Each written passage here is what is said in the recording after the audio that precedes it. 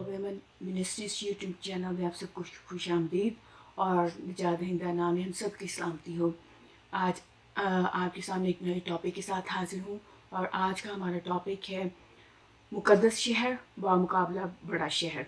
मुकाशफे की किताब उसकी 11वें बाब और 8वीं आयत में हम देखते हैं एक शहर का जिक्र है। आइए मेरे साथ इस हवाला को देखें। मुकाशफे की किताब उसका 11वां बाब उसकी 8वीं आयत। यहाँ पर ये लिखा है, और उनकी लाशें उस बड़े शहर के बाजार में पड़ी रहेंगी जो रूहानी एतबार से सदूम और मिस्र कहलाता है, जहाँ उनका खुदावंद भी मसलूब हुआ था। आप इस हवाले के सियाक़ व सवाक़ को पढ़ सकते हैं कि क्या है, लेकिन अभी हम सिर्फ इस आयत पर और इसका जो खुदावंद जो इसके मुतालिक बयान कर रहा है उस पर गौर करेंगे। तो हमने देखा कि 8वीं आयत में लिखा है, उनकी लाशें उस बड़े शहर के बाजार में पड़ी रहेंगी जो रूहानी एतबार से सदूम और मिस्र कहलाता है, जहाँ उनका खुदावंद भी मसलूब हुआ था। जिस चीज़ पर हम गौर करेंगे इस आयत में वो है बड़ा शहर का बाजार रूहानी एतबार से सदूम और मिस्र कहलाता है, और फिर जहाँ उनका खुदावंद मसलूब हुआ था। कलाम मुक़द्दस की कुछ लोग इस तरह से तफसीर करते हैं कि ये बड़ा शहर जिसका यहाँ पर जिक्र हुआ है वो यरूशलेम है, और फिर ना सिर्फ ये बल्कि अपनी इस तफसीर को ज़्यादा मोतबर बनाने की कोशिश में ये भी कहते हैं कि खुदा ने इसराइल को रद्द कर दिया है और उनकी जगह में हमें चुन लिया है, हम रूहानी इसराइल हैं। और इसके लिए वो बड़ी तगदौ के साथ कलाम के हवालों को तोड़ते मड़ोड़ते आए हैं, उसकी गलत तफसीरें करते आए हैं और इधर उधर से कलाम के मुख्तलिफ हवाला जात को इकट्ठे करके उनको अपनी मर्ज़ी से फ़िट करके इन सारी तफसीरों को जिनको वो बयान करते हैं अपनी मर्ज़ी से उनको अपने बयान से फ़िट करने के लिए, अपने बयान के मुताबिक फ़िट करने के लिए इस्तेमाल करते आए हैं।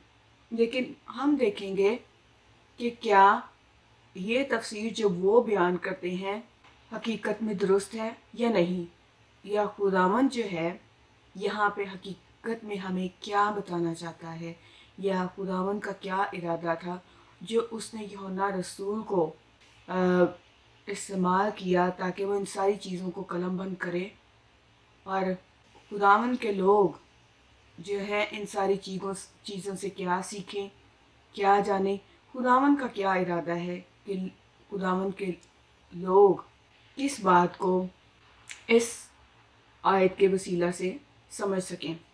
तो जैसे मैंने आपको बताया कि इस आयत में हम 4 चीज़ों पर गौर करने वाले हैं। बड़ा शहर का बाज़ार, रूहानी एतबार से सदूम और मिस्र कहलाना, और फिर जहाँ उनका खुदावंद मसलूब हुआ था। ज़िक्रिया नबी का सहीफ़ा जब हम देखते हैं तो हमें ज़िक्रिया के नबी के सहीफ़ा में 2 शहरों का ज़िक्र मिलता है, और इन 2 शहरों के मतलब अगर हम गौर करें तो हमें 2 तरह की पेशनगोइयाँ मिलती हैं, जो नज़दीक की तकमील और फिर मुस्तकबिल के बारे में 2 शहरों यानी यरूशलेम और बाबल की गिर्द घूमती हैं। 1 से 4 बाब जो है वो यरूशलेम के साथ खुदा के वादे, हौसला अफजाई, पाकीज़गी के अमल और इसराइल का अपने दुश्मनों पर फतह पाने के मुतल्लिक़ है। फिर 5वां बाब जो है वो मुल्क सनार यानी जो बाबल है और उस ईफा में बैठी औरत जो बाबल की कुमारी बेटी है, जो बाबली तालीमात को लिए हुए है, जो आसमान आसमान की मलका के मुतल्लिक़ उसको बयान करता है। फिर छठा का 11वां बाब जो है वो निजात दहिंदा मसीहा के आने के मुतल्लिक़ है, और फिर वो यरूशलेम में अपने तख्त पर बैठकर इसराइल के 12 कबीलों पर हुकूमत करेगा। इसको बयान करता है। 12 तक 14 बाब जो है وہ خدا کے لوگوں یعنی اسرائیل کی ہر مجدون میں خدائی کے انتظام کے مطابق زیتون کے پہاڑ کو 2 حصے کر کے متعلق ہے، اور اسرائیل کو رہائی دینے، اس زیتون کے پہاڑ کو 2 حصے کر کے ان کو بھاگ جانے کے لیے راستہ مہیا کرنے کا متعلق ہے۔ اور اسی طرح اس کے بعد یہوشفت کی جنگ جو یہوشفت کی وادی میں ہوگی، جس 7 سالہ دور کے اختتام پر ہوگی، اس کو بھی ہم 14ویں باب میں دیکھتے ہیں، اور اس کے ساتھ ہی 1000 سالہ دور کے شروع ہو جانے اور ابدی نجات دہندہ کا پوری دنیا میں بادشاہ ہونا اور یروشلم سے اپنی حکومت کا آغاز کرنا، اس سب کو بیان کرتا ہے۔ اس کا جو ذکریہ کی کتاب کا جو کنکلوژن ہے، یا ہم کہہ سکتے ہیں کہ سمری ہے، وہ یہ ہے کہ یہ 2 شہروں کے گرد گھومتی ہے، ایک شہر جو مقدس شہر ہے اور دوسرا شہر جو بڑا شہر ہے اور جو بابل کو پریزنٹ کرتا ہے۔ اگر ہم کلام مقدس پر غور کریں، شریعت کی کتابوں پر غور کریں، صحیفوں پر غور کریں، پھر مکاشفہ کی کتاب پر غور کریں، تو ہمیں پتہ چلتا ہے کہ یروشلم جو ہے وہ مقدس شہر ہے، اور یروشلم کی دیواروں کے اندر ہونا مقدس اور پاک ہونا کی علامت ہے، کیونکہ خدا نے موسیٰ کو جب شریعت لکھوائی تو ان ساری باتوں کو ڈیٹیل سے بیان کیا کہ یروشلم شہر کے اندر اس کو پاک اور مقدس رکھا جائے، پھر نہ صرف یہ، اس کے اندر کسی طرح سے لاشیں نہ دفنائی جائیں، اور ناپاک چیزیں جو شہر کو ناپاک کر سکتی ہیں ان کو یروشلم میں لانے کی اجازت نہیں تھی۔ یہ خدا کی شریعت ہے۔ اور پھر جب ہم مکاشفہ کی کتاب میں دیکھتے ہیں تو یہاں پر بھی ہم دیکھتے ہیں کہ خدا نے کہا کہ جو جتنے بھی مبارک وہ ہیں جو ان دروازوں سے شہر میں داخل ہوں گے، لیکن جتنے کتے، جادوگر اور حرام کار خونی بت پرست ہیں وہ یروشلم شہر سے باہر رہیں گے۔ تو یہ ساری چیزیں بیان کرتی ہیں کہ یروشلم مقدس شہر کے اندر ہونا، مقدس ہونے اور پاک ہونا ہے۔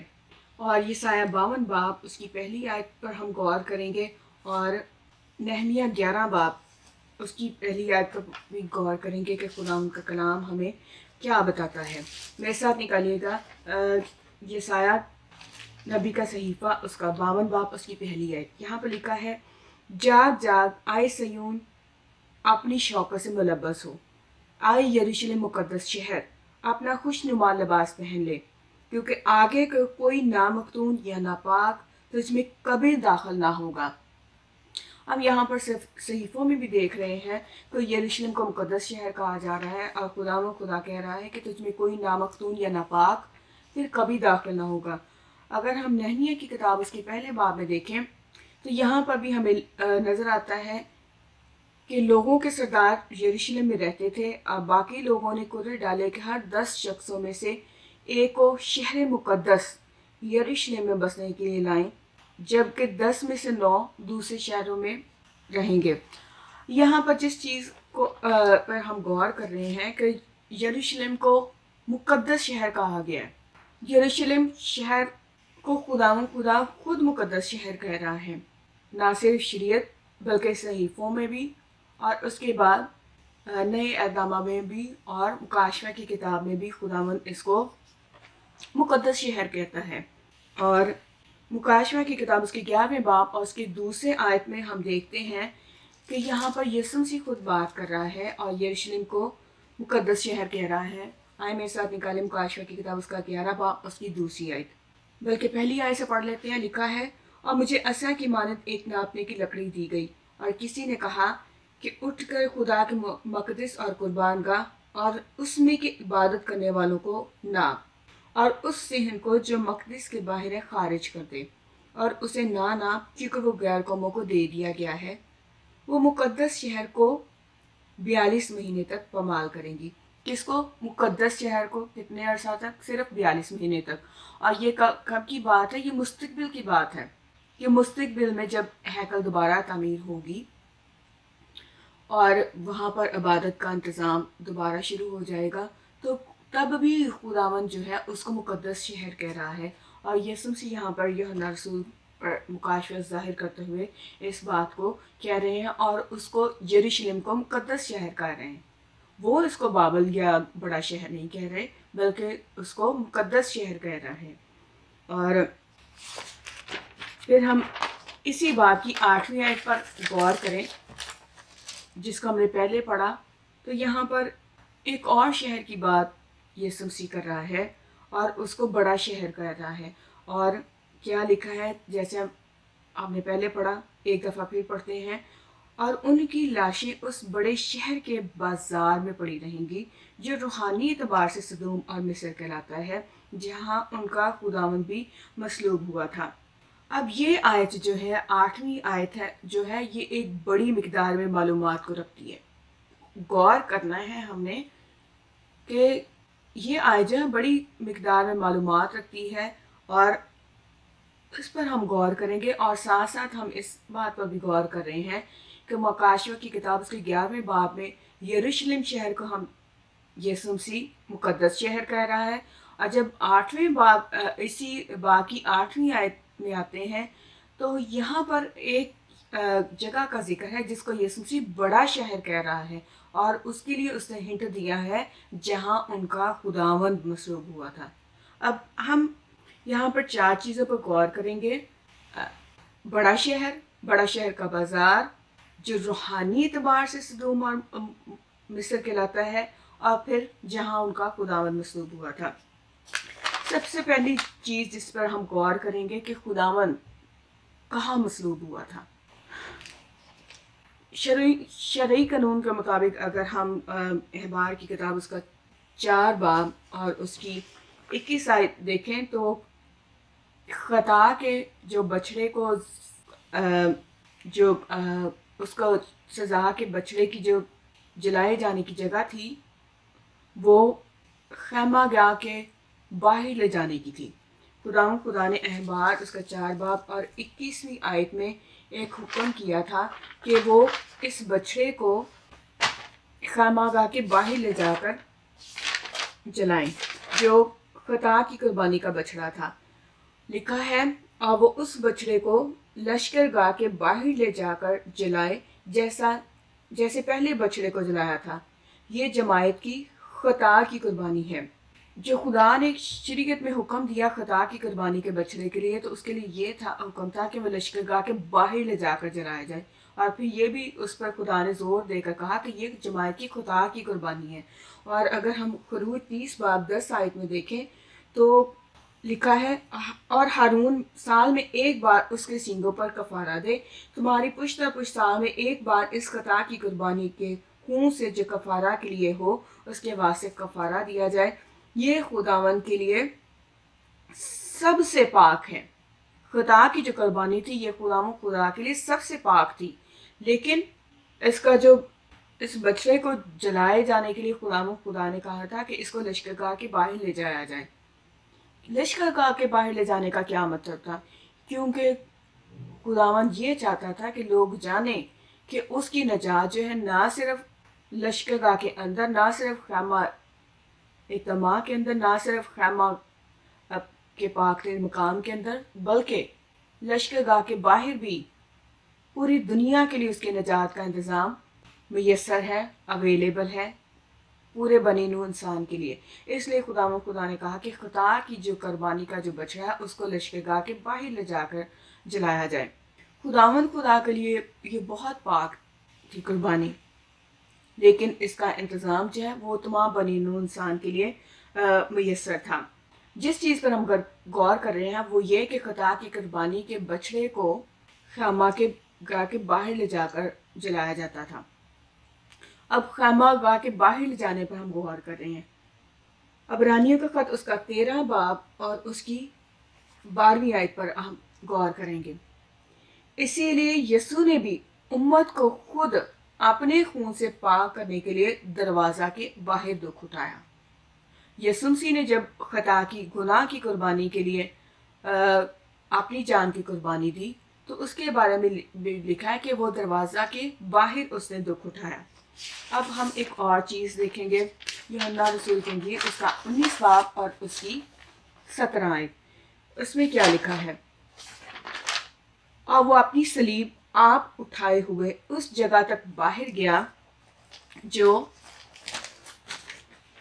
کھوپڑی کی جگہ کہلاتی ہے، جس کا ترجمہ عبرانی میں گلگتا ہے۔ اب ہم غور کریں گے کہ یسوع مسیح جہاں پر قربان ہوا، جہاں پر اپنی صلیب اٹھا کر گیا، وہ یروشلم شہر سے باہر گیا۔ اسی لیے یہ لکھا ہے وہ اپنی صلیب آپ اٹھائے اس جگہ تک باہر گیا جو کھوپڑی کی جگہ کہلاتی ہے، جس کا ترجمہ عبرانی میں گلگتا ہے۔ اگر آپ گوگل میپ پر غور کریں اور اس کو دیکھیں تو اپنی بائبلوں میں بھی آپ جو نقشہ جات بنے ہوئے ہیں اس میں دیکھ سکتے ہیں کہ گلگتا کی پہاڑی جو ہے وہ یروشلم کے باہر ہے۔ تو یروشلم کے باہر یسوع مسیح کو لے جایا گیا۔ یسوع مسیح اپنی صلیب آپ اٹھائے ہوئے باہر گیا تاکہ گلگتا کی پہاڑی پر قربان ہو۔ تو دوسرے الفاظ میں ہم یہ بھی کہہ سکتے ہیں کہ یروشلم شہر کے باہر گلگتا کی پہاڑی پر خداوند مصلوب ہوا۔ تو وہ جگہ جہاں خداوند مصلوب ہوا اس کو یہاں پر کہا گیا ہے 8ویں آیت میں کہ وہ اس بڑے شہر کا بازار ہے، اور وہ شہر جس کا یہ بازار ہے وہ شہر روحانی اعتبار سے سدوم اور مصر کہلاتا ہے۔ ہم یہ دیکھ رہے ہیں کہ جہاں ان کا خداوند مصلوب ہوا تھا، خداوند کہاں مصلوب ہوا تھا؟ یروشلم شہر کے باہر۔ یروشلم کو دوسری آیت میں مقدس شہر کہا گیا ہے، اور یروشلم شہر کے باہر ہونا ناپاک ہونے کی علامت ہے، اور یسوع مسیح لشکر گاہ کے یروشلم شہر کے دیواروں اور اس کے دروازوں کے باہر گلگتا کی پہاڑی پر قربان ہوا، اور اس گلگتا کی پہاڑی کو اس بڑے شہر کا بازار کہا جا رہا ہے جو روحانی اعتبار سے سدوم اور مصر کہلاتا ہے۔ اب ہم دیکھ رہے ہیں اس ساری باتوں سے ہمیں پتہ چلا کہ مقدس شہر الگ ہے، بڑا شہر الگ ہے، بڑے شہر کا بازار جو ہے، جو بڑا شہر کہلاتا ہے اس کا بازار جو ہے وہ الگ ہے۔ اور پھر ہم نے دیکھا کہ مکاشفہ 11 باب کی دوسری آیت میں کہ یسوع مسیح کہہ رہا ہے کہ وہ مقدس شہر کو 42 مہینے تک پامال کریں گے، کیونکہ ان کو مقدس شہر میں غیر قوموں کو آنے کی اجازت دی گئی ہے، اور وہ قومیں جو ہیں صرف 42 مہینے تک مقدس شہر کو پامال کریں گی۔ لیکن خداوند نے یہ نہیں کہا کہ وہ ہمیشہ کے لیے یروشلم کو رد کر دے گا، یا ہمیشہ کے لیے وہ اسے ناپاک کرتے رہے گا، یا ہمیشہ کے لیے ناپاک ہو گیا۔ صرف 42 مہینے کا وقت مقرر کیا گیا ہے، لیکن صرف مقدس شہر کے جو غیر قوموں کا صحن ہے اس کو پامال کریں گی، ناپاک کریں گی ایک طرح سے، لیکن اس کا جو مقدس ہے وہ پاک ہی ہے، وہاں پر عبادت کا انتظام جاری ہے۔ لہٰذا ہم نے ان حوالوں کے حساب سے جو ہے بار کی کتاب عبرانیوں کے خط میں اور پھر یوحنا کی انجیل میں دیکھا کہ یروشلم جو ہے وہ مقدس شہر کے باہر لے جا کر قربان کیا گیا ہے، اس کو سولی پر چڑھایا گیا ہے۔ تو اس طرح سے ہمیں پتہ چلا کہ بڑا شہر جو ہے، بڑے شہر کا بازار جو ہے وہ یروشلم شہر سے الگ ہے۔ یعنی یہاں پہ ہمیں پتہ چل رہا ہے کہ دو الگ الگ شہروں کی بات ہو رہی ہے، ایک جو مقدس شہر ہے اور ایک جو بڑے شہر کا بازار ہے۔ اگر یرمیہ نبی کا صحیفہ اس کا 22ویں باب اس کی 8ویں آیت میں دیکھیں تو یہاں پر قومیں جو ہیں وہ یروشلم جو مقدس شہر ہے اس کی طرف اشارہ کر کے اس کے متعلق بات کر رہی ہیں، اور وہ قومیں جو ہیں یہ جب یرمیہ کے دور میں جب اسرائیل جو تھا نافرمان ہو گیا اور اس نے غیر قوموں کی پیروی کرتے ہوئے، ان کی تعلیمات کی پیروی کرتے ہوئے غیر قوموں کی رسمیں اپنا لی، اپنے خدا کی حقیقی عبادت کو چھوڑ کر غیر قوموں کی بت پرستی کی طرف مائل ہوئے تو کیا ہوا کہ خداوند نے ان کو رد کیا اور ان کو غیر قوموں اور بابل کے بادشاہوں، اسور کے بادشاہوں کے حوالہ کر دیا. تو انہوں نے آ کر یروشلم مقدس شہر پر کو برباد کیا، تباہ کیا اور اس کے پھاٹکوں کو جلا دیا. تو جب قومیں ادھر سے گزری تو انہوں نے کہا کہ خداوند نے اس شہر کے ساتھ ایسا سلوک کیوں کیا. جب وہ یروشلم مقدس شہر کا متعلق بات کر رہی ہیں تو گزرتے ہوئے انہوں نے اس کی طرف اشارہ کر کے کہا. تو ہم دیکھتے ہیں کہ کیا کہا یرمیہ 22:8 اور بہت سی شہریں اور بہت سی قومیں اس شہر کی طرف سے گزریں گی اور ان میں سے ایک دوسرے سے کہے گا کہ خداوند نے اس بڑے شہر سے ایسا کیوں کیا. صرف مقدس پاک کلام میں ہم ایک جگہ پر دیکھتے ہیں کہ یروشلم شہر کو بڑا شہر قوموں نے کہا. کیوں کہا؟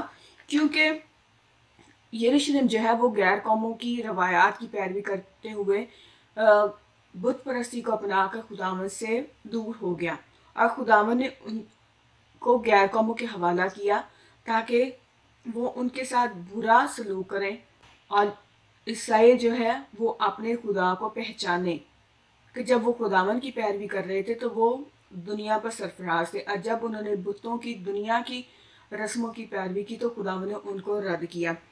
اور اس وجہ سے یہ جو قومیں جب وہ اس یروشلم کے پاس سے گزر رہی تھی تو وہ حیران ہوئی کہ کیوں خداوند نے اس بڑے شہر سے وہ لوگ جن کے لیے خدا نے مصریوں پر طرح طرح کی آفتیں نازل کی، ان کے لیے جن کے لیے بحر قزم کو دوئی سے کر دیا، ان کے لیے جن کے لیے خدا نے مصریوں کی فوج کو بحر قزم میں غرق کیا، اور پھر آگے بھی خدا نے ان کے لیے بڑے بڑے کام کیے اور بڑی بڑی قوموں کو ان کے سامنے زیر کیا.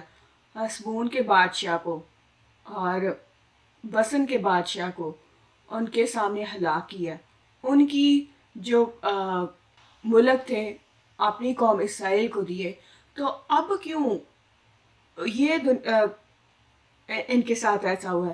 پھر وہ سلیمان بادشاہ کے دور کو بھی یاد کر رہی ہیں کہ کیسے وہ پوری دنیا میں اس جیسا عقل مند دانش مند بادشاہ کوئی نہیں تھا. اس نے اتنی خوبصورت ہیکل تعمیر کی، اس کی شان و شوکت بڑی تھی کہ دور دور کے بادشاہ، دور دور ملکوں کے بادشاہ اس کے پاس اس کی حکمت سیکھنے آ رہے ہیں.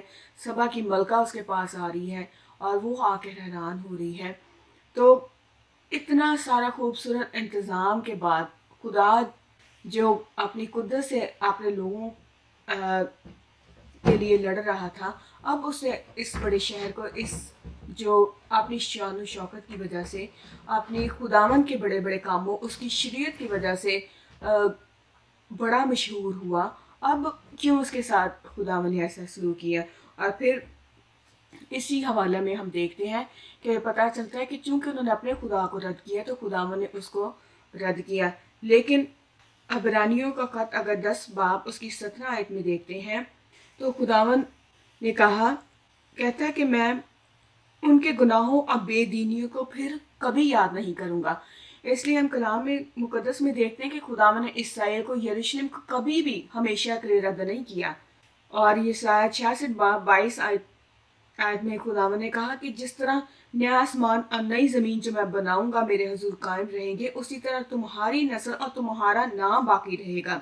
تو خداوند کہتا ہے یسایہ 31 باب میں بھی 33 سے 40 آیت میں، بلکہ یہ وہ عہد ہے جو میں ان دنوں کے بعد اسرائیل کے گھرانے سے باندھوں گا.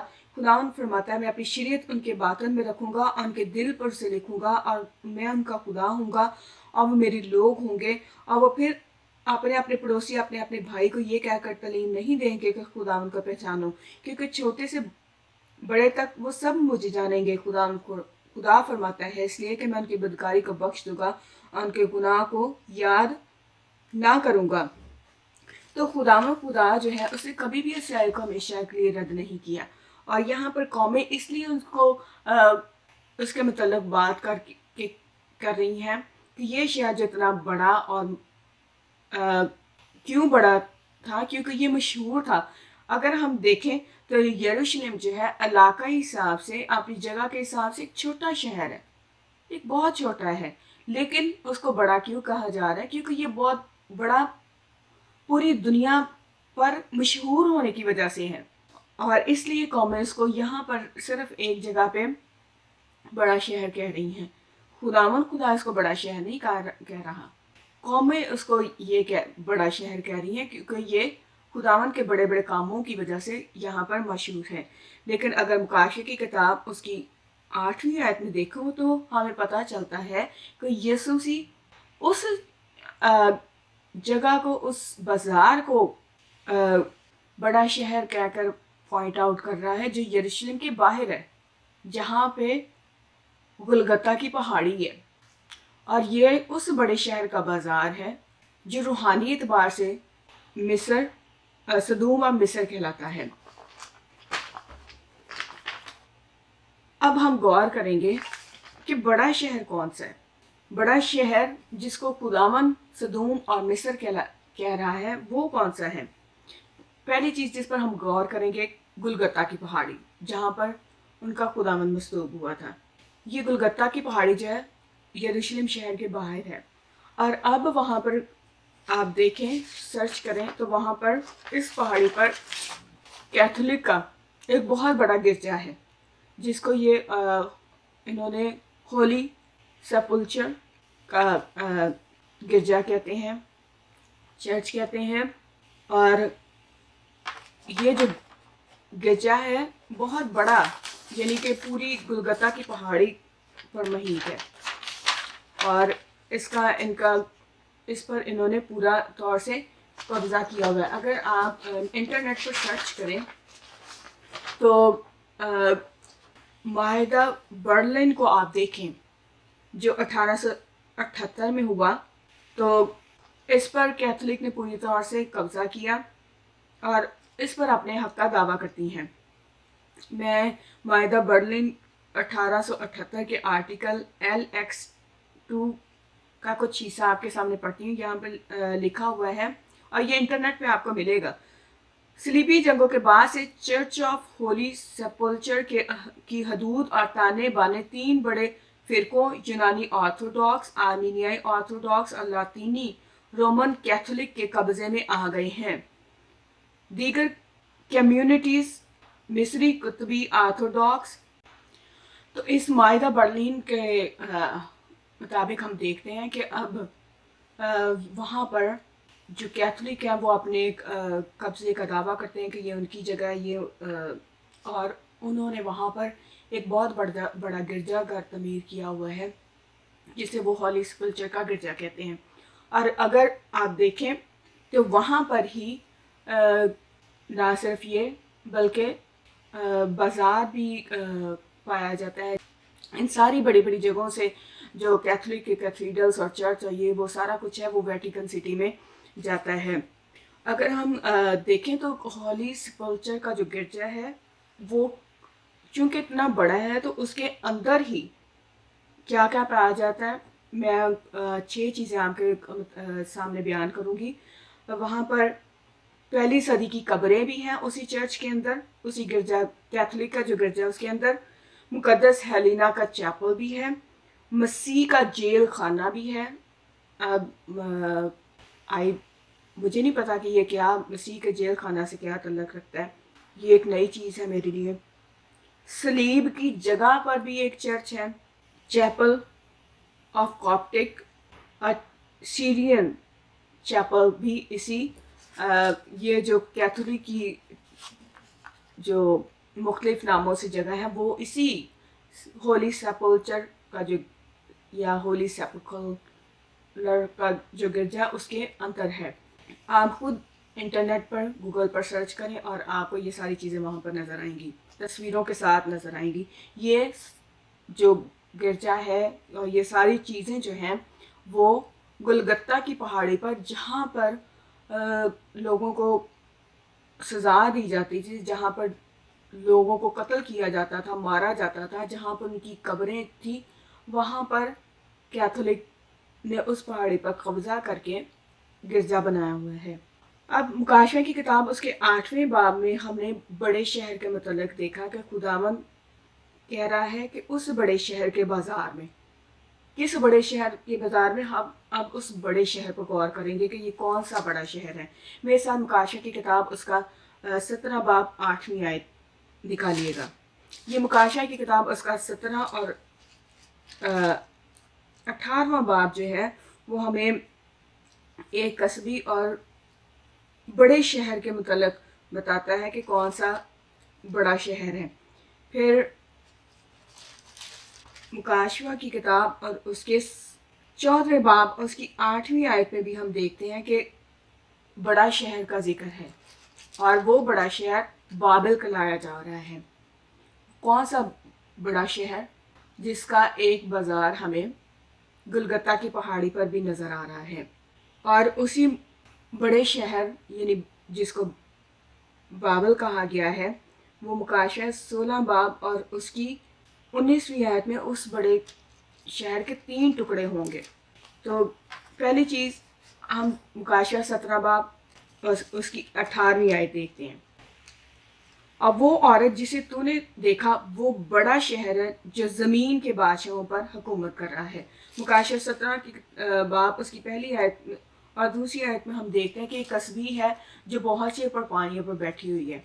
اب اس کی اگر ہم 5ویں آیت دیکھیں تو 5ویں آیت میں اس عورت کا نام کیا ہے؟ اور اس کے ماتھے پر یہ نام لکھا ہوا تھا، راز بڑا شہر بابل، قسمی اور زمین کی مکروہات کی ماں۔ یعنی کہ اس عورت کا ایک نام یہ ہے، بڑا شہر بابل۔ اب وہ عورت جو ہے وہ بہت سے پانیوں پر بیٹھی ہوئی ہے، جیسے ہم نے پہلی آیت میں دیکھا۔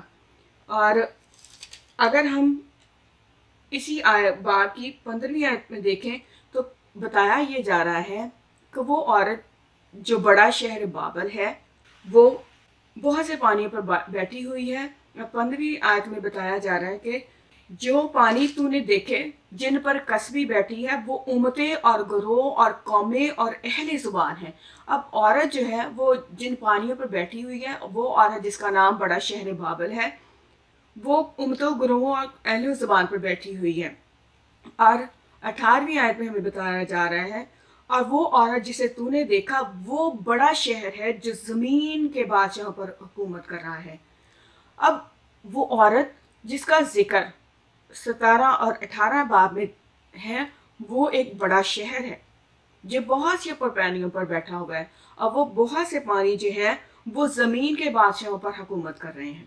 اس بات کو اپنے ذہن میں پکی طرح سے بٹھائیں، سوچیں اس کے بارے میں کہ ایک بڑے شہر کا ذکر ہے جو زمین کے بادشاہوں پر حکومت کر رہا ہے، اور اس شہر کو بڑا شہر کہا گیا ہے۔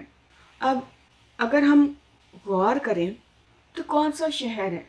اگر ہم دیکھیں کہ یروشلم شہر ہے تو ہم غور کر سکتے ہیں، خداوند نے ہمیں اتنی سمجھ دی ہے کہ یروشلم تو اپنی ارد گرد کی قوموں میں نہیں مانا جا رہا، تو وہ کیسے پوری دنیا پر حکومت کر سکتا ہے؟ کیسے وہ پوری دنیا پر حکومت کر رہا ہے؟ جس کو غلط تفسیر کرنے والے یہ کہتے ہیں کہ جی یہ یروشلم کو بڑا شہر کہا جا رہا ہے، جو کہ علاقائی طور سے ایک بہت چھوٹا شہر ہے۔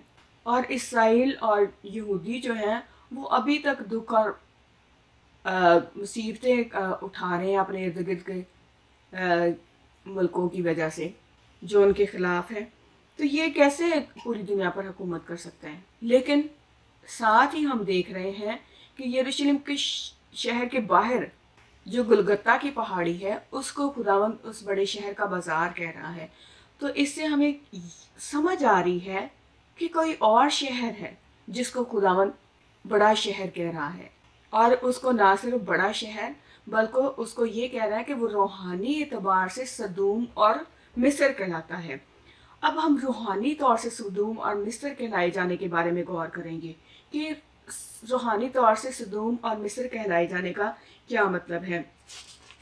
اور پہلی چیز جس پر ہم غور کریں گے پیدائش کی کتاب اس کا 19 باب اس کی 4 سے 5 آیت۔ جب ہم اس حوالہ کو دیکھتے ہیں تو ہمیں پتہ چلتا ہے کہ سدوم جو ہے وہ جنسی بے-روی اور عیش و عشرت کی علامت ہے۔ کس طرح کی جنسی بے-روی کہ مردوں کے ساتھ روح سیاہی کرتے ہیں، جنسی حرکتیں کرتے ہیں، جو غلط ہے، جو خدا کے سامنے سخت ناپاک ترین بات ہے۔ اور ہم پیدائش کی کتاب کے اس حوالہ کو پڑھ ہی لیتے ہیں، جس سے ہمیں سمجھ آئے گی کہ کس طرح کی حرکتیں وہاں پر کی جا رہی تھیں۔ پیدائش 19 باب اور اس کی 4 سے 5 آئے۔ اور اس سے پیشتر کہ وہ آرام کرنے کے لیے لیٹیں، سدوم شہر کے مردوں نے جوان سے لے کر بڈھے تک، نہ صرف جوان بلکہ وہاں پر بڈھے بھی اس طرح کی حرکتیں کر رہے ہیں۔ سدوم شہر کے مردوں نے جوان سے لے کر بڈھے تک سب لوگوں نے ہر طرف سے اس گھر کو گھیر لیا، اور انہوں نے لوط کو پکار کر اس سے کہا کہ وہ مرد جو آج رات تیرے ہاں آئے ہیں کہاں ہیں؟ ان کو ہمارے پاس باہر لے آ تاکہ ہم ان سے صحبت کریں۔ بڈھے اور جوان، سدوم شہر میں جو بڈھے اور جوان ہیں وہ سب ان جنسی گندگی میں ملوث ہیں، اور وہ چاہتے ہیں کہ ان مردوں کے ساتھ صحبت کریں، یعنی کہ جنسی تعلق بنائیں، ان کے ساتھ سیکس کریں، مردوں کے ساتھ اس طرح کی حرکتیں کریں۔ اور ہم دیکھ رہے ہیں کہ خداوند اس بازار کو، اس بڑے شہر کے بازار کو کہہ رہا ہے کہ یہ جو بڑا شہر ہے یہ سدوم اور مصر کہلاتا ہے، تو بڑا شہر چونکہ سدوم اور مصر کہلاتا ہے تو اس کا بازار میں بھی اسی طرح کی حرکتیں ہو رہی ہیں۔ اور جہاں ان کا خداوند مصلوب ہوا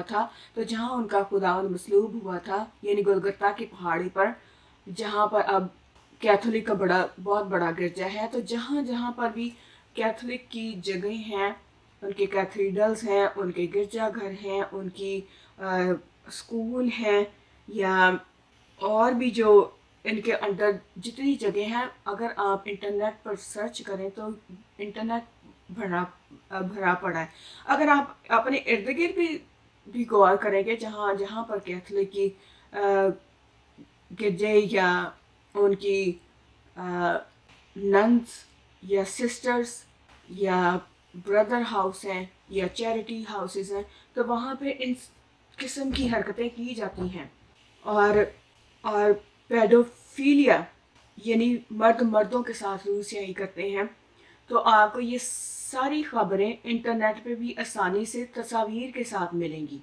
اور جن کو انہوں نے بردرز یا فادرز یا کارڈینلز کے نام دیے ہوئے ہیں، وہ جتنے ایلٹر بوائز ہیں یا پھر آدمی ہیں، یا یہ آپس میں ہی جنسی تعلقات رکھتے ہیں، سیکس کرتے ہیں، اور وہ لوگ جو ان کی حرکتوں کو ناپسند کرتے ہیں پھر ان کے خلاف آواز اٹھاتے ہیں۔ اور اگر آپ دیکھیں تو انٹرنیٹ پہ تو ایک ایلٹر بوائے کے ساتھ جنسی تعلقہ نشانہ بنایا گیا، جنسی طور پر ہراساں کیا گیا، تو ایک ماں نے آواز اٹھائی، اور انٹرنیٹ پہ یہ چیزیں ہم دیکھتے ہیں۔ تو اور ایک اور جگہ اگر آپ دیکھیں تو آپ کا ساتھ میں اس لنک کو یہاں پر شیئر کروں گی۔ وہاں پر ہم دیکھتے ہیں کہ کیتھولک کا ایک جگہ تھی جہاں پر ان کے ماتحت سسٹرز نن تھیں، اور وہ عورتوں کو اپنے قبضہ میں کر رہے تھے۔ پتہ نہیں کیا یہ ساری چیزیں آپ کو نا وہاں پر ملے گی۔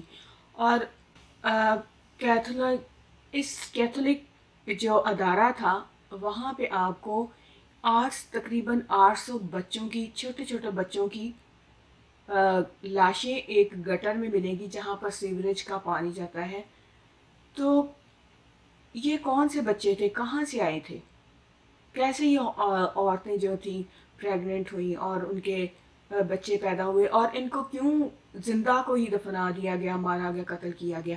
تو یہ ساری چیزیں آپ کو انٹرنیٹ پہ ملے گی، اور لوگوں نے اب مختلف وقت میں اس کے متعلق آواز اٹھائی، اور انٹرنیٹ پہ آپ کو ساری چیزیں ملیں گی۔ کہنے کا مطلب یہ ہے کہ کیوں اس بڑے شہر کو سدوم اور مصر کہا جا رہا ہے۔ اب کیوں یہ جنسی بے روی اور عیش و عشرت کی علامت ہے۔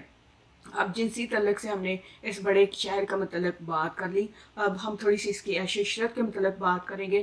تو اگر آپ ان سارے کیتھیڈرلز اور ان کی ساری جگہوں کو دیکھیں تو بہت قیمتی پتھر، موتی، ہار، چادریں اور سونے چاندی کے برتن اور سونے چاندی کے پیالے، تاج اور مختلف طرح کی چیزیں، بڑے قیمتی خوبصورت کیتھیڈرلز، گرجا گھر، عمارتیں جو کیتھولک کے انڈر ہیں آپ کو نظر آئیں گی پوری دنیا میں۔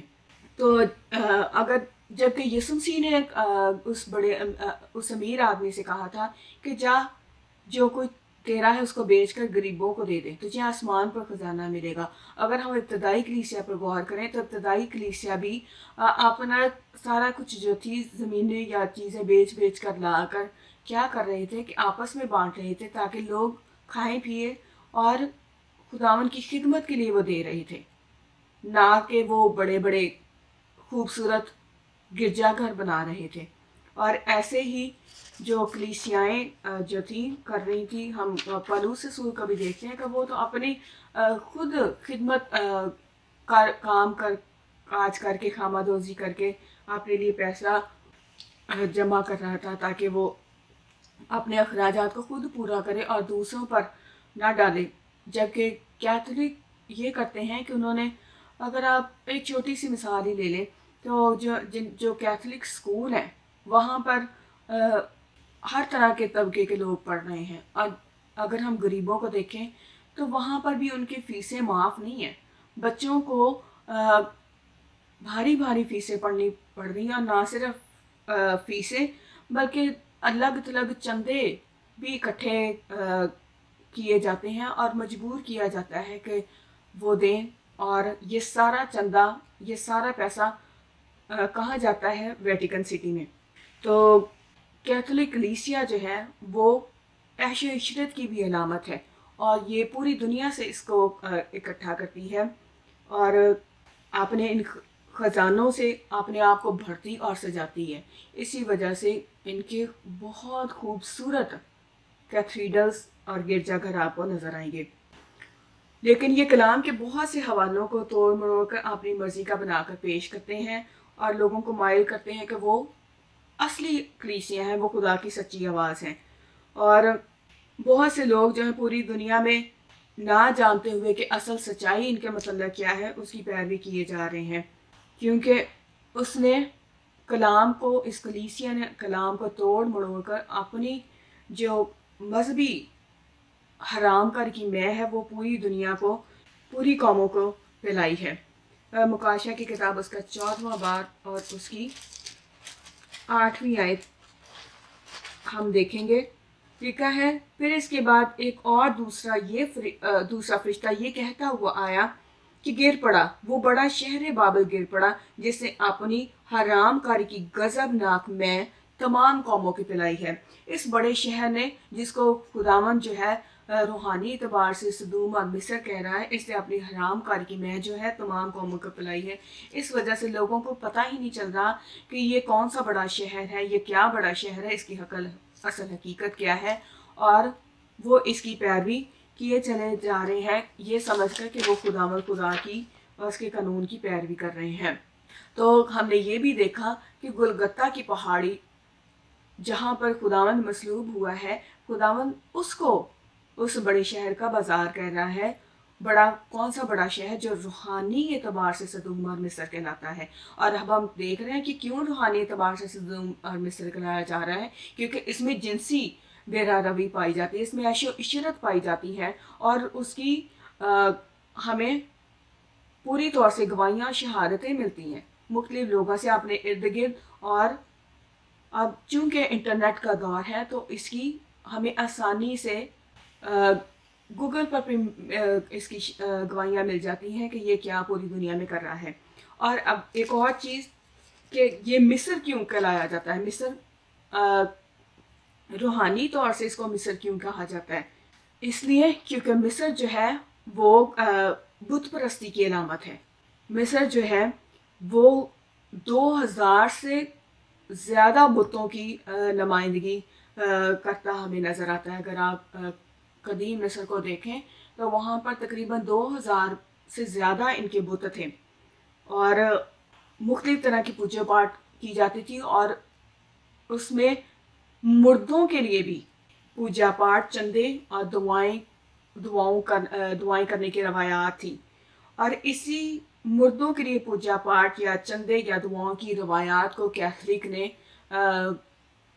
اپنایا اور اسی روایات کو یہ اپنائے ہوئے اپنی کلیسیاؤں کو مردوں کے لیے دعائیں کرنے، مردوں کی عیدیں منانے یا پھر ان کے لیے نئے زیادہ سے زیادہ چندے دینے کے لیے کہتے ہیں. اسی لیے انہوں نے عالم بزرخ یعنی مردوں کے لیے کفارہ اور مقامی کفارہ کی تعلیم رائج کی تاکہ زیادہ سے زیادہ چندے اکٹھے کر سکیں اور نہ صرف چندے اکٹھے کر سکیں بلکہ یہ جو ہے یہ کیتھولک مذہب یا اس کی روایات جو ہیں یہ مصر اور بابل سے آئی ہیں.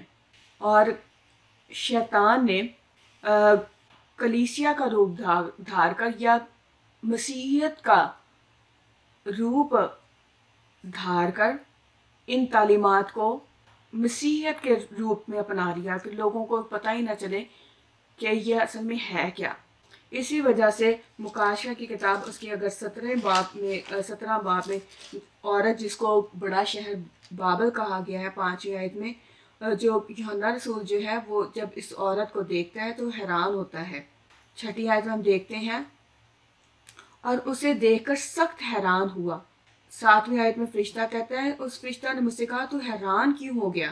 کیونکہ حیرانگی کی بات یہ ہے کہ یہ ظاہر کرتی ہے یہ عورت، یہ بڑا شہر کہ یہ مسیح کی آواز ہے، یہ سچی کلیسیا ہے، لیکن اس کی اندر میں حقیقت ہے وہ بالکل اپوزٹ ہے. کیونکہ یہ تو بابل کی روایات کو پیش کر رہی ہے، یہ تو مصر کو اپنائے ہوئے ہے. تو یہ کیسے مسیح کی آواز ہو سکتی ہے؟ یہ کیسے مسیح کی کلیسیا ہوتی ہے؟ اس وجہ سے یوحنا رسول جیس کو دیکھ کر حیران ہوتا ہے. تو اگر ہم گلگتہ کی پہاڑی پر جس پر کیتھولک کا گرجا ہے اس پر غور کریں تو یہ گرجا گھر جو ہے بے شمار مردوں کی لاشوں جو یہاں پر دفن تھی یا جن کو قتل کیا گیا یا جن کو یہاں پر سزائیں دی گئیں، جن کو سولی پر لٹکایا گیا، یہ وہاں پر ان کی قبریں تھیں. اور قبریں یا لاشیں جو ہیں وہ تو خدا کے لیے بہت ناپاک تھیں. تو ان پر کیتھولک نے کیوں گرجا بنایا، یہاں پر عبادت کا انتظام کیوں کیا؟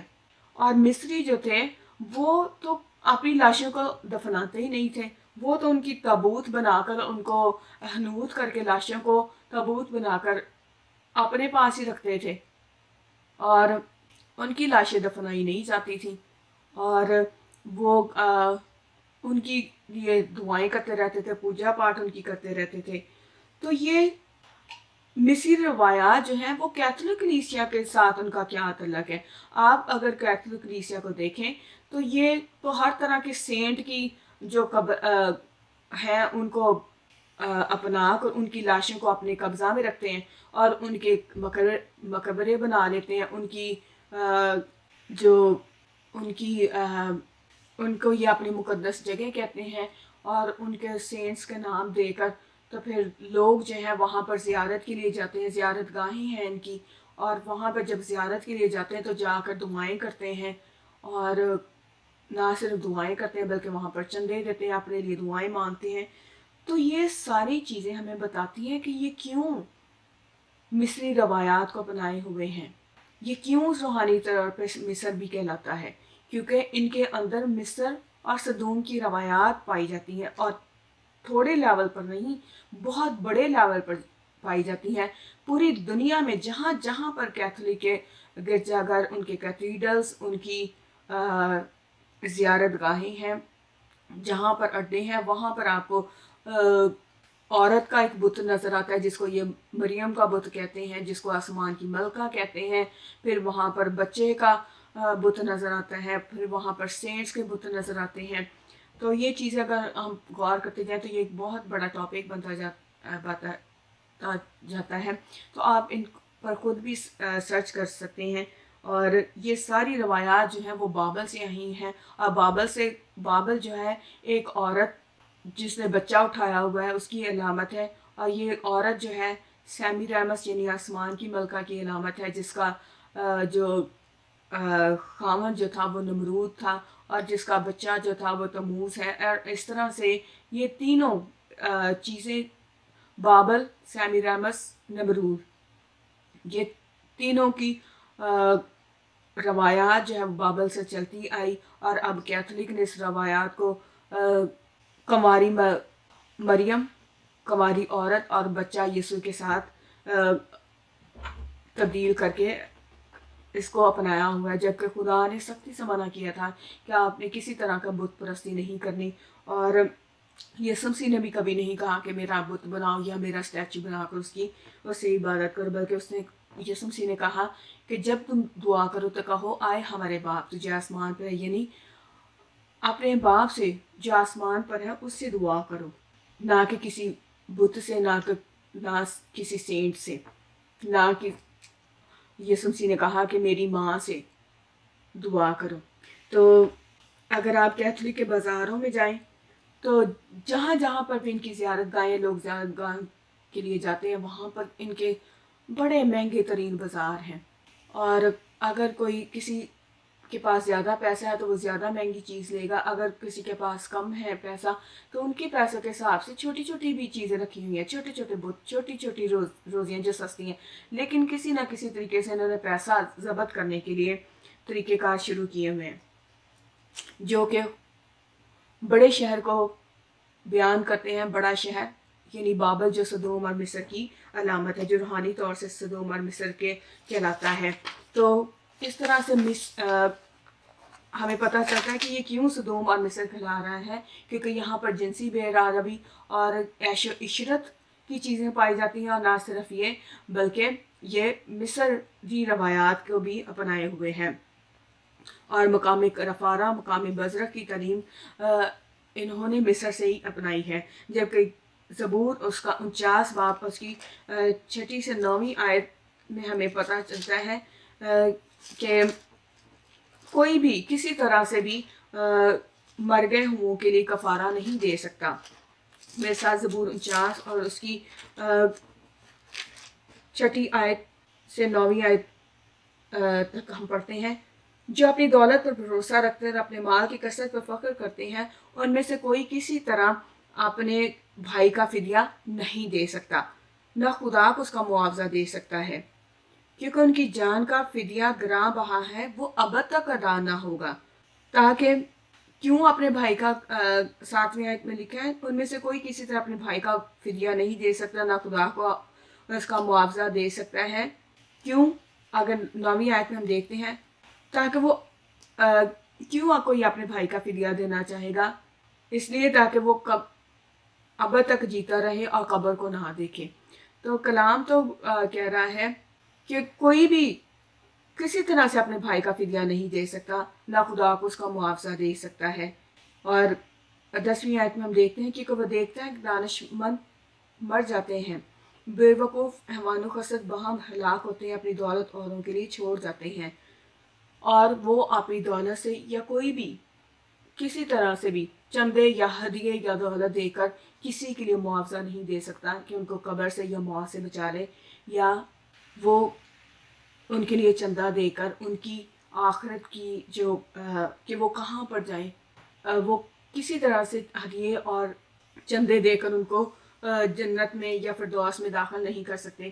جیسے یسوع مسیح نے بھی جب امیر آدمی کے متعلق مثال دیتے ہوئے بتایا کہ جنہوں نے جو کچھ اس دنیا میں کیا وہی ان کی آخرت کو مقرر کرے گا. اگر انہوں نے وہ کام کیے ہوں گے جو خدا کی مرضی کے مطابق ہے تو وہ حرام کی جگہ میں جائیں گے. اگر انہوں نے وہ کام کیے ہوں گے جو خدا کی مرضی کے خلاف ہیں تو وہ اس جگہ جائیں گے جو عذاب کی جگہ ہے. یسوع مسیح نے کوئی امید نہیں دی تھی کہ کوئی عالم بصرخ کی جگہ یا مقام کفارہ کی جگہ ہے جہاں پر اگر کوئی ان کے لیے چندے یا ہدیے دے گا تو وہ جنت میں یا فردوس میں جا سکتے ہیں. تو یہ ساری روایات جو ہیں مصر سے آئی ہیں. اور ہم گنتی 19 باب اور 11ویں آیت پڑھتے ہیں. اس میں خدا نے کہا کہ جو کوئی کسی آدمی کی لاش کو چھوئے وہ 7 دن تک ناپاک رہے گا، چونے سے بھی ناپاک رہے گا. تو اگر کوئی آدمی چونے سے 7 دن ناپاک ہو جاتا تھا تو وہ اس کو لشکرگاہ کے باہر رکھا جاتا تھا، وہ وہاں پہ پاک ہوتا تھا، پھر اندر آتا تھا.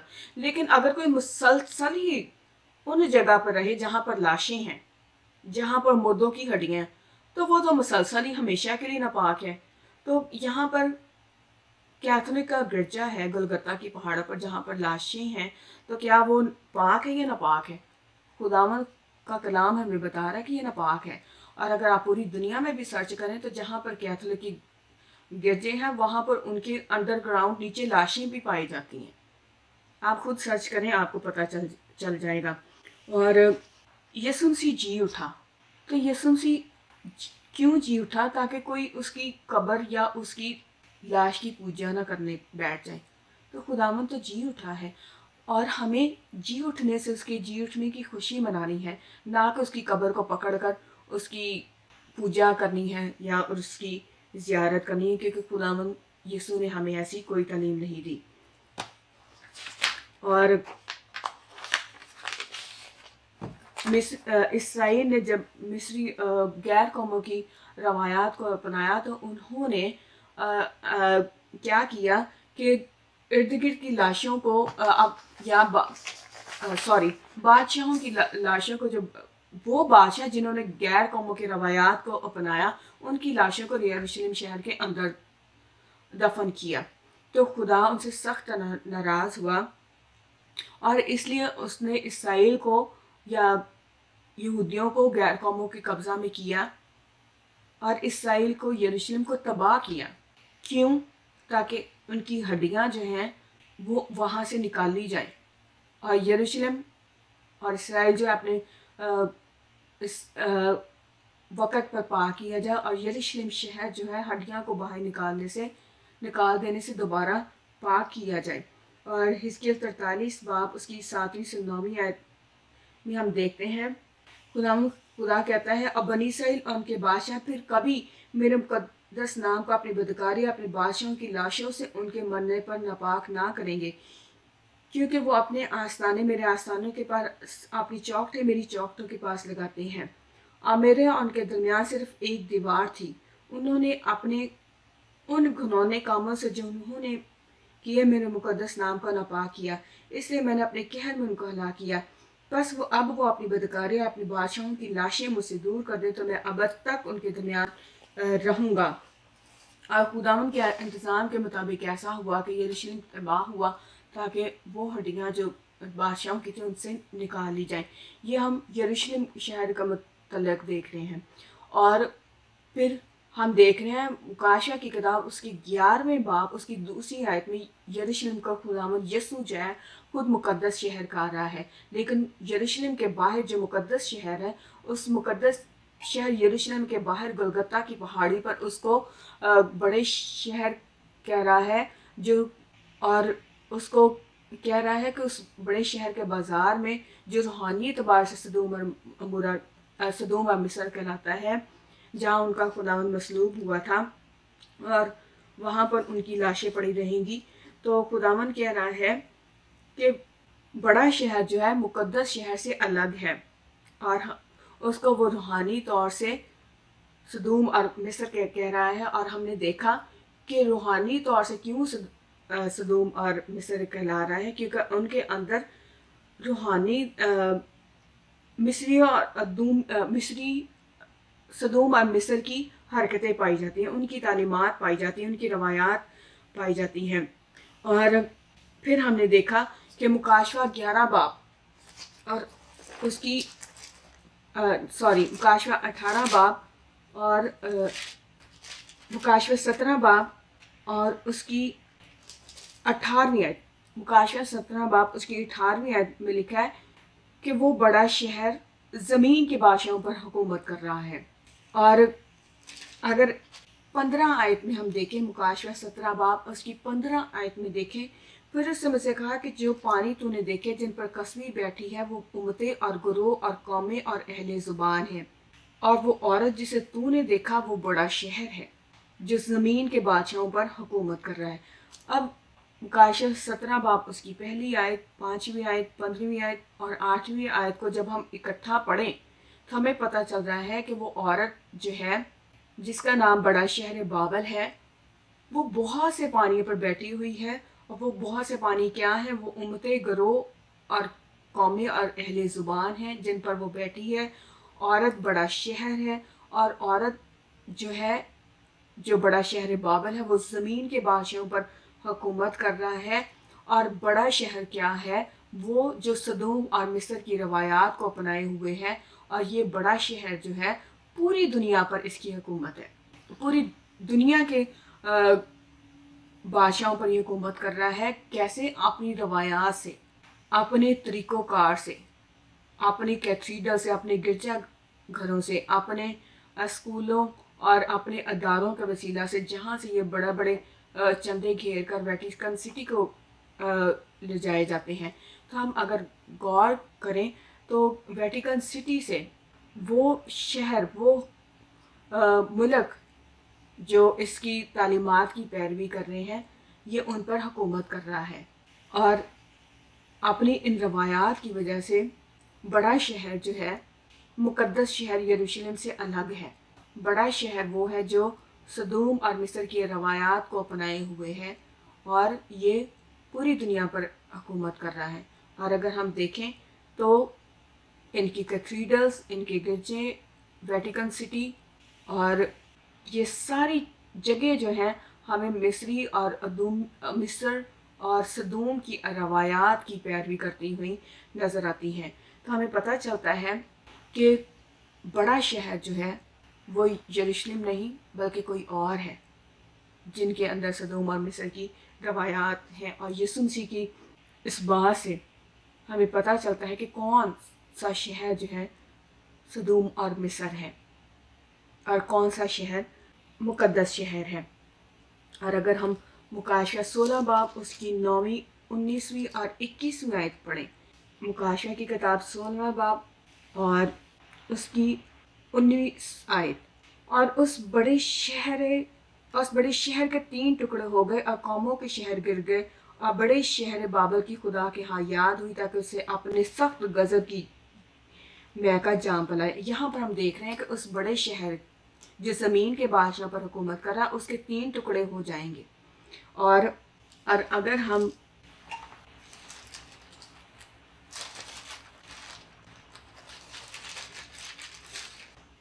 مکاشفہ 14 باب اس کی 8ویں آیت دیکھیں تو اس کے متعلق کہا جا رہا ہے، پھر اس کے بعد ایک اور دوسرا فرشتہ یہ کہتا ہوا آیا کہ گر پڑا، وہ بڑا شہر بابل گر پڑا جسے اپنے حرام کاری کی غضبناک میں تمام قوموں کو پھیلائی ہے۔ تو اس بڑے شہر بابل کی وجہ سے پوری دنیا جو ہے ان مصری اور صدوم کی روایات کو اپنائی ہوئی ہیں، اور جہاں جہاں پر ان کے ادارے ہیں وہاں پر لوگ جو ہیں، جو ان کے فادرز اور بردرز اور ننز جو ہیں، وہ پیڈوفیلیا یعنی کہ جنسی مردوں کے ساتھ روسیاہی کرتے ہیں، جنسی حرکتیں کرتے ہیں، یہ سارے طریقہ کار کو اپنائے ہوئے ہیں۔ تو خداوند جو ہے اس شہر کے 3 ٹکڑے ہونے کا ذکر کر رہا ہے، جبکہ یرمیہ کی کتاب اس کا 31 باب اور اس کی 33 سے 40 آیت پڑھیں تو ہمیں خداوند کے حقیقی وعدے جو ہیں وہ اسرائیل کے ساتھ نظر آ رہے ہیں۔ اور یروشلم کے متعلق یہ کہا گیا، جس کو یسوع مسیح جو ہے 11ویں باب کی 2 آیت میں مقدس شہر کر رہا ہے، اس کے مستقبل کے متعلق ایک عظیم وعدہ کرتا ہے۔ آئے میرے ساتھ ان حوالہ جات کو پڑھتے ہیں۔ 33 باب 33 سے 40 آیت، बल्कि ये वो अहद है जो मैं उन दिनों के बाद इसराइल के घराने से बांधूंगा। खुदा फरमाता है, मैं अपनी शरीयत उनके बातों में रखूंगा, उनके दिल पर उसे लिखूंगा, और मैं उनका खुदा हूँगा, वो मेरे लोग होंगे। और वो फिर अपने अपने पड़ोसी और अपने अपने भाई को ये कहकर तलीम नहीं देंगे कि खुदा उनको पहचानो, क्योंकि छोटे से बड़े तक वो सब मुझे जानेंगे। खुदा फरमाता है, इसलिए कि मैं उनकी बदकारदारी को बख्श दूंगा और उनके गुनाह को याद ना करूंगा।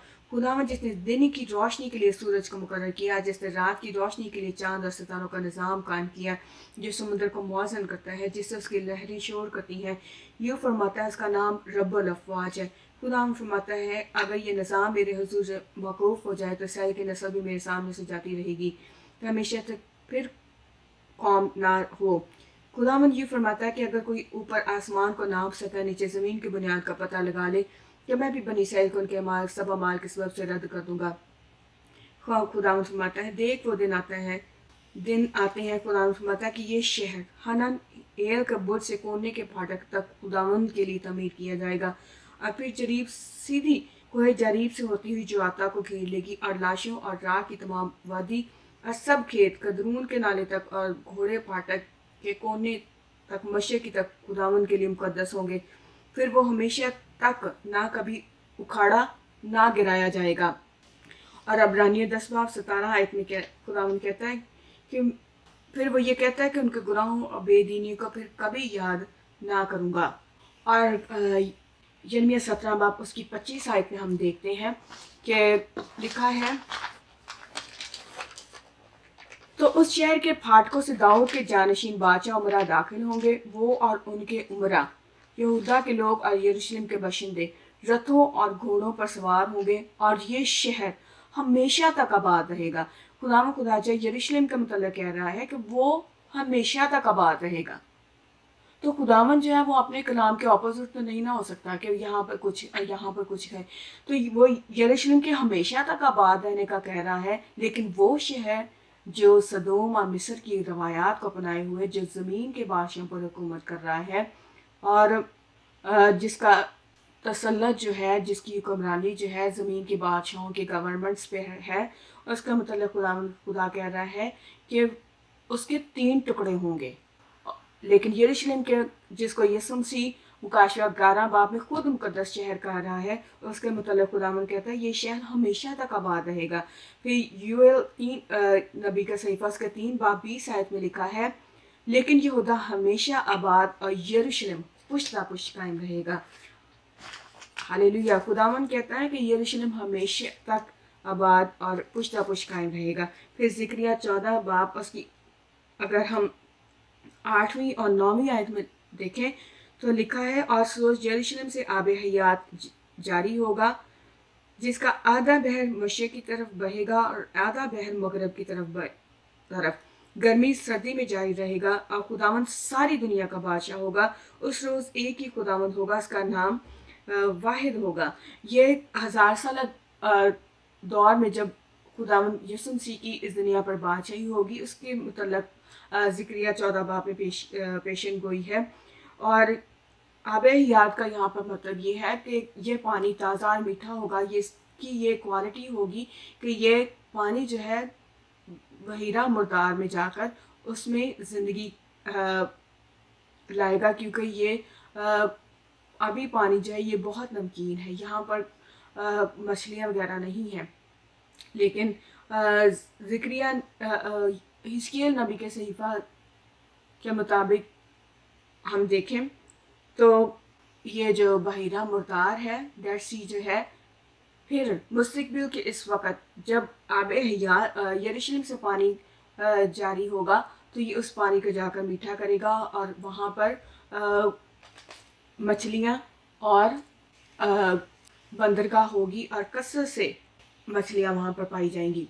ना सिर्फ ये कि यरूशलेम इस दुनिया पर ही मुकद्दस शहर है और होगा, बल्कि इस दुनिया के बाद भी जब नया आसमान और नई ज़मीन होगी, इसका नाम याद रखा जाएगा। खुदावंद इसको नए यरूशलेम के तौर से फिर दोबारा से क्योंकि नया आसमान और नई ज़मीन होगी, तो वहाँ पर एक नया यरूशलेम भी होगा। जैसे हम यसाया की किताब उसका 66 उसकी 22वीं आयत में देखते हैं लिखा है, खुदावंद फरमाता है, जिस तरह नया आसमान और नई ज़मीन जो मैं बनाऊंगा मेरे हजूर कायम रहेंगे, उसी तरह तुम्हारी नस्ल और तुम्हारा नाम बाकी रहेगा। खुदावंद ने कभी भी यरूशलेम को या इसराइल को हमेशा के लिए रद्द नहीं किया, क्योंकि वो उसके लोग हैं, वो हमेशा तक उसके लोग हैं और रहेंगे। और मुकाशवा की किताब उसका 21 बाब और उसकी पहली से दूसरी आयत में भी हम देखते हैं, फिर मैंने एक नए आसमान और नई ज़मीन को देखा, क्योंकि पहला आसमान और पहली ज़मीन जाती रही थी और समुंदर भी न रहा। फिर मैंने शहर मुकद्दस नई यरूशलेम को आसमान पर से खुदा के पास से उतरते देखा, और वो उस दुल्हन की मानद आरास्ता था जिसने अपने शौहर के लिए श्रृंगार किया हो। यहाँ पर हम शहर मुकद्दस नई यरूशलेम को आसमान पर से खुदा के पास से उतरते देखते हैं, नए आसमान और नई ज़मीन पर। और ना सिर्फ इस दुनिया पर भी, बल्कि नई ज़मीन और नई ज़मीन पर हम नए शहर यरूशलेम का जिक्र देखते हैं, क्योंकि खुदावंद यहाँ पर हमें ये बता रहा है कि चूँकि इसराइल और यरूशलेम उसके नाम से जाना जाता है, उसका मुकद्दस शहर है, तो ना सिर्फ इस दुनिया पर भी होंगे, बल्कि अगली दुनिया में भी होंगे, नई दुनिया में भी होंगे। और खुदा ने उनको कभी रद्द नहीं किया, बल्कि पुश्ता पुश्त वो कायम रहेंगे। और यीशु मसीह जो है, मुकाशवा 11वें बाब उसकी दूसरी आयत में इसीलिए यरूशलेम को मुकद्दस शहर कह रहा है, और 8वीं आयत में एक और शहर का जिक्र कर रहा है जो बड़ा शहर कहलाता है, जो सदोम और जो रूहानी तौर से सदोम और मिस्र कहलाता है। और ये खुदा कहता है, आए मेरे लोगों, उस बड़े बाबल से निकल आओ और हकीकी तौर पर देखो कि कौन सा शहर है जिसको खुदावंद ने मुकद्दस किया है, जिसको खुदावंद मुकद्दस कहता है। और खुदावंद की सच्चाई और उसके कलाम को जानो, देखो और उसको अपनाओ। और वो बड़ा शहर जो सदोम और मिस्र की रवायात को अपनाए हुए है, उसको छोड़ो और खुदावंद के हकीकी खुदा की पैरवी करो। खुदावंद अपने कलाम के वसीला से हम सबों को बरकत दे। आमीन।